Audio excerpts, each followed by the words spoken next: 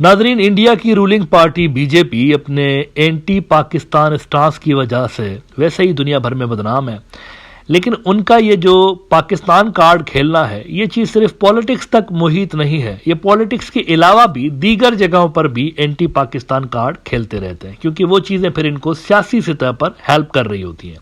ये स्पोर्ट्स के अंदर भी एंटी पाकिस्तान कार्ड खेलते रहते हैं, ये फिल्म इंडस्ट्री के अंदर भी एंटी पाकिस्तान कार्ड खेलते रहते हैं। जहां इनको मौका मिलता है ये चौका मारने की कोशिश करते हैं। ऐसा ही कुछ हमें इन दिनों नजर आ रहा है। पाकिस्तान के अंदर फरवरी 2025 में चैंपियंस ट्रॉफी हो रही थी वहां पे। अब इंडिया ने लास्ट मोमेंट पे ये अनाउंस किया है कि हम नहीं आ रहे।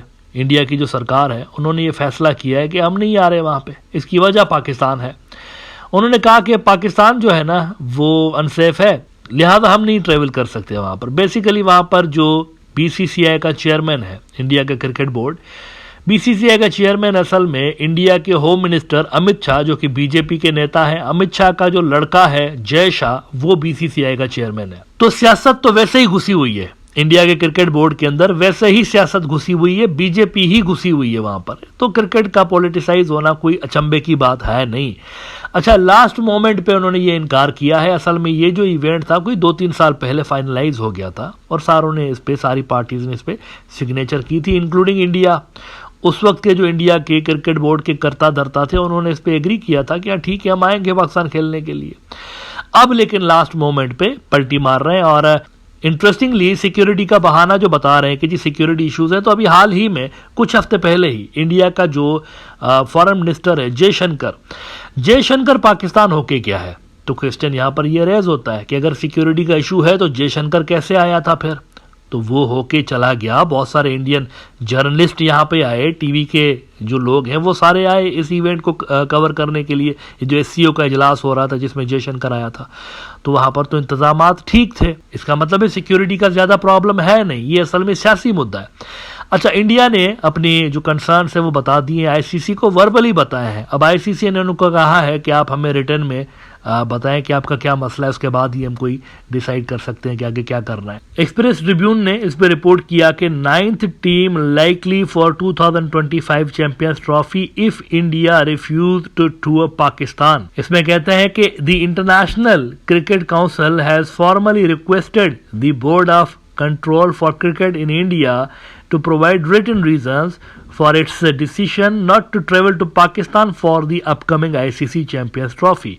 Sources close to the matter have confirmed that the Indian Cricket Board had verbally communicated its stance to the ICC, but now the governing body is seeking a more detailed explanation in writing. अच्छा, ICC का जो revenue है उसका बड़ा हिस्सा चूंकि India से आता है, ज़्यादातर स्पॉन्सर्स वहाँ से आता है, तो इसलिए इंडिया जो है वो कॉन्फिडेंट है कि उनका स्टांस जो है वो माना जाएगा और पाकिस्तान को मजबूर कर दिया जाएगा कि वो हाइब्रिड मॉडल पे खेले। यानी इंडिया के जो मैचेस हैं वो पाकिस्तान के अलावा दूसरी जगहों पे हो, दूसरे मुल्कों के अंदर हो। तो वो कॉन्फिडेंट है बड़ा कि हमारी एक बड़ी पावरफुल पोजीशन है, सबसे ज़्यादा पैसा हम देते हैं आईसीसी को, तो पैसे के बलबूते पे हम आईसीसी को कन्विंस करने में कामयाब हो जाएंगे कि हम पाकिस्तान नहीं आ रहे। अगर पाकिस्तान ने आंखें दिखाई और कहा कि हम हाइब्रिड मॉडल पर नहीं खेलते, तो इंडिया को यह भी उम्मीद है कि आईसीसी जो है वो हमें या किसी और मुल्क को दे देगी चैंपियंस ट्रॉफी कंडक्ट करवाने के राइट्स। लेकिन यहां पर मसला यह है कि बात सिर्फ इंडिया की नहीं, पाकिस्तान की भी है। इंडिया को अगर स्पॉन्सर्स मिलते हैं तो सबसे बड़ा मैच जो होता है आईसीसी के इवेंट्स के अंदर वो इंडिया पाकिस्तान मैच ही होता है। किसी भी आईसीसी के इवेंट के अंदर जो सबसे ज्यादा व्यूअरशिप होती है, जो सबसे ज्यादा स्पॉन्सर्स मिलते हैं, वो इसी मैच के ऊपर मिलते हैं। तो जो रेवेन्यू होता है वो सिर्फ इंडिया पे डिपेंड नहीं करता, पाकिस्तान पर भी डिपेंड कर रहा होता है। मिसाल के तौर पर आप देखिए 2011 का जो सेमीफाइनल था वर्ल्ड कप का, इंडिया और पाकिस्तान का, रिकॉर्ड 49 करोड़ 50 लाख लोगों ने देखा था। 49 करोड़ 50 लाख लोगों ने वो एक मैच देखा था, विच इज ह्यूज नंबर। और फिर 2017 की जो चैंपियंस ट्रॉफी थी जिसका फाइनल पाकिस्तान जीत गया था, इंडिया और पाकिस्तान के दरमियान फाइनल हुआ था, ये 40 करोड़ लोगों ने देखा था, 400 मिलियन लोगों ने देखा था। फिर 2015 का जो वर्ल्ड कप का ग्रुप गेम था इंडिया और पाकिस्तान का, वो भी 313 मिलियन लोगों ने देखा था। और जो ग्रुप मैच था 2017 की चैंपियंस ट्रॉफी का इंडिया पाकिस्तान का, वो 324 मिलियन लोगों ने देखा था। 2022 का जो वर्ल्ड कप था T20 का, पाकिस्तान और इंडिया का मैच 256 मिलियन लोगों ने देखा था। 2021 का जो वर्ल्ड कप था T20 का, इंडिया और पाकिस्तान का, 167 मिलियन लोगों ने देखा था। तो पाकिस्तान जब इंडिया से खेलता है ना, तब व्यूअरशिप उस गेम की बहुत ज़्यादा हाई होती है। सिर्फ इंडियंस और पाकिस्तानी नहीं देख रहे होते, ये और भी जगहों पर दुनिया में मैच फिर देखा जाता है। लिहाजा आईसीसी का जो रेवेन्यू है वो सिर्फ इंडिया पे डिपेंड नहीं करता, पाकिस्तान पर भी डिपेंड कर रहा होता है। फ्री प्रेस जर्नल ने रिपोर्ट किया, इंडियन न्यूज आउटलेट है, कि ICC to lose millions of dollars if India और Pakistan decides against playing in Champions Trophy 2025, claims report. Pakistan's decision to not play against India will only weaken viewership.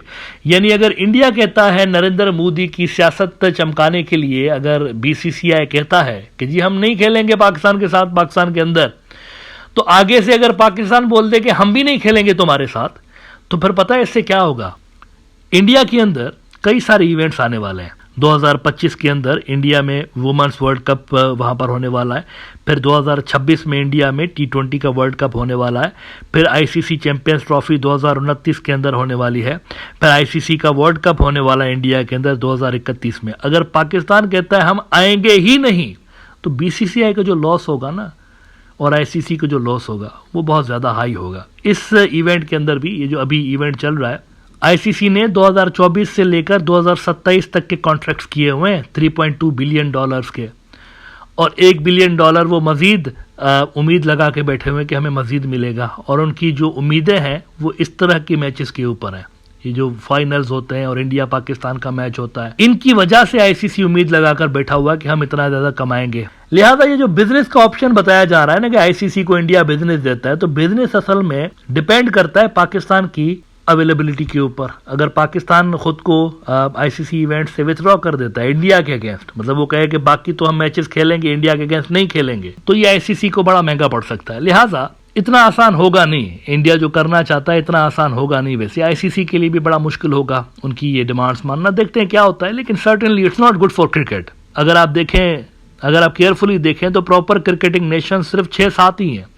मतलब 6-7 ऐसे मुल्क हैं दुनिया के जहां पर क्रिकेट नंबर 1 स्पोर्ट्स के रूप में देखा जाता है। Bangladesh, Pakistan, India, Australia, England और ये साउथ अफ्रीका, श्रीलंका वगैरह। ज्यादा मुल्क है नहीं जहां पर क्रिकेट नंबर 1 स्पोर्ट्स है। फुटबॉल की व्यूअरशिप दुनिया में ज्यादा है, तो हैं ही थोड़े से मुल्क। अगर वो ही इस तरह से आपस में लड़ना शुरू हो जाए, तो क्रिकेट का क्या मुस्तकबिल होगा दुनिया में, फिर आईसीसी कहां पर खड़ी होगी फिर। लिहाजा ये बड़ा जरूरी है कि सियासत को खेल से अलग रखा जाए, क्रिकेट से सियासत को अलग रखा जाए। क्रिकेट को अगर क्रिकेट ही रखा जाए तो it's better for the fans, जो लोग वहाँ पर मैच देखने आते हैं, जो लोग टीवी पे देखते हैं, उनके लिए बेहतर है, और इस गेम के लिए भी बेहतर है।